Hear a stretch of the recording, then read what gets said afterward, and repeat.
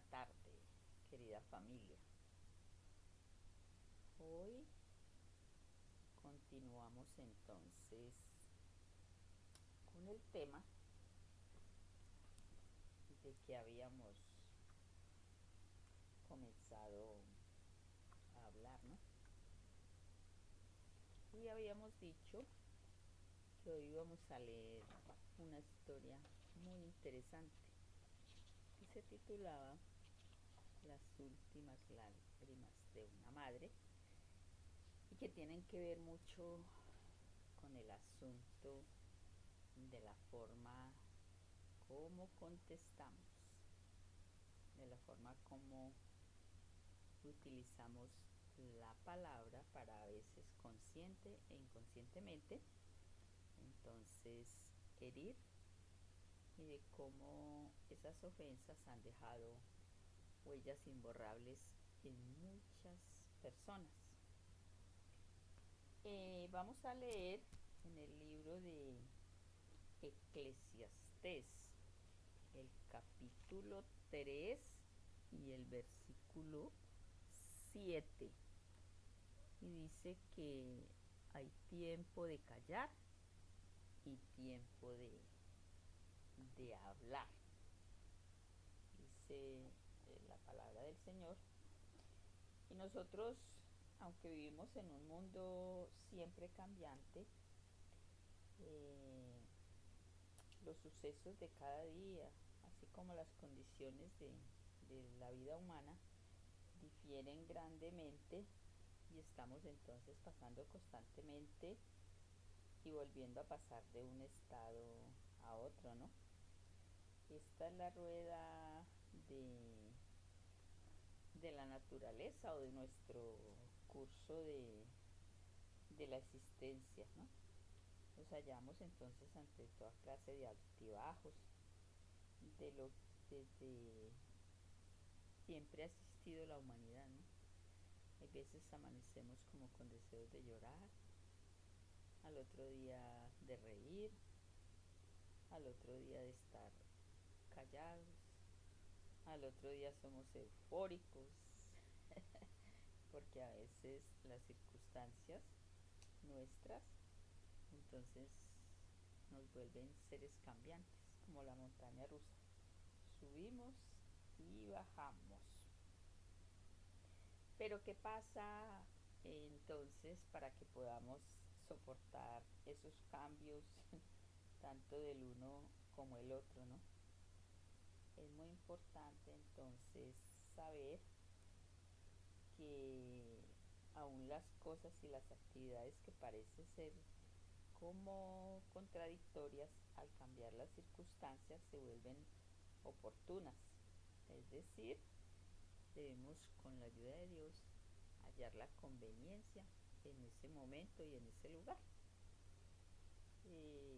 ¿Qué pasa con esto? Que resulta que por eso cuando nosotros estamos dialogando con alguien o hay una discusión, entonces es muy importante lo que dice la palabra del Señor, analizar el momento justo cuando vamos a hablar. Hay momentos en los que usted tiene que escuchar a alguien que se desahogue todo lo que quiera decir y usted en el silencio, entonces usted va eh, respirando y va notando que si está de la mano de Dios, entonces en su interior va a ver, va viendo como esa calma, porque notemos algo muy especial. Todas las personas, todas las personas eh, en, en determinado momento, si sean parejas que así lleven mucho tiempo viviendo juntas, a veces no han podido aún resolver sus diferencias. Entonces, siempre habrá esos momentos de choque. Y si es con los hijos, pues también, ¿no? No falta el hogar donde como formadores, como modelo y ejemplo, eh, no hemos sido pues como las mejores personas, ¿no? Y entonces el rol de padres no se ve como una bendición dada por Dios a través de los hijos, sino que vienen entonces a ver también dificultades y problemas porque aún los padres y los hijos pensamos diferente, ¿no? Y el padre que quiera imponer ya desde el principio ya va eh, perdiendo. Así que eh, no trate de imponer su opinión ni siquiera con sus hijos. Es muy necesario revisar nuestro comportamiento y nuestras actitudes hacia ellos, hacia todo lo que todos los que están a nuestro alrededor, para que no hagamos que nuestros padres caigan en la desobediencia de la palabra de Dios que dice en Éxodo 20:12, honra a tu padre y a tu madre para que se alarguen los días en la tierra que Jehová tu Dios te da. Pues tengamos también mucho cuidado con las palabras que decimos tanto de nosotros como hijos hacia los padres o de los padres hacia los hijos. También hay diferencias con nuestros hermanos, ¿no? Y siempre lo ha habido desde el principio de los tiempos. Recordemos la historia de José, de cómo los hermanos le tenían envidia, pues porque el padre lo amaba mucho, porque era eh, el hijo que había tenido con la mujer que él se amaba, y entonces lo, lo venden a unos mercaderes y él llega a la tierra de Egipto. Pasa muchos problemas, pero Dios lo rescata y lo convierte en alguien muy especial, de bendición, durante el tiempo de 7 años de hambre que hubo en esa región. Cuando se trata de restaurar una relación, no interesa con quien sea, nosotros no estamos llamados ni a juzgar ni a criticar a nuestros hermanos, pero hemos sido sí llamados a ser colaboradores con Dios para que siempre se restauren eh, muchas relaciones. El Señor en ningún momento desea que buenas relaciones se vivan luego en discordia. El Señor desea lo mejor para que no hayan familias divididas ni disfuncionales. Mm, Eso es cierto, ¿no? Que pueden haber divisiones entre nuestras familias, pero por eso eh, es importante que reconozcamos cada uno y ayudemos entonces para edificar la casa, para que la casa no esté dividida, sino para que cada uno de sus miembros reconozca que necesita esa reconciliación y que albergue entonces en su corazón la humildad en vez de el orgullo, y que se deje guiar por el Espíritu Santo para convertirse entonces en un pacificador. En un pacificador. Bueno, por eso mucho cuidado con las palabras, mucho cuidado cómo contestamos. Bueno, habíamos dicho que vamos a leer una historia que se encuentra las lágrimas, las últimas lágrimas de una madre. Y narra la historia que en una lujosa habitación amplia y ventilada de una casa de campo había una enferma de tisis,